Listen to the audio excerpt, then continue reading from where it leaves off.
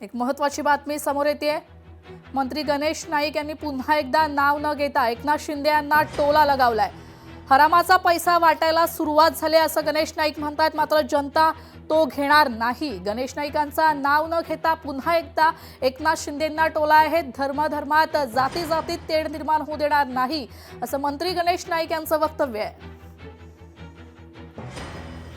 ये लोग जो भी आ रहे हैं, जैसे अभी अमित मेडकर ने कि भाई फार्म हाउस पे रुकने वाले, अभी इलेक्शन आ गया तो अभी वो फार्म हाउस छोड़ के नगर के लोगों के साथ आ गए और मतों की भीख मांग रहे हैं।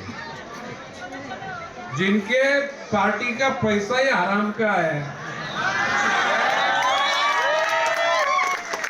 वो लोग जनता के सामने खुद चेहरा खोल के नहीं आ सकते। आ सकते हैं क्या? नहीं। क्योंकि चोर की नजर नीचे रहती है, चोर की नजर ऊपर नहीं होती।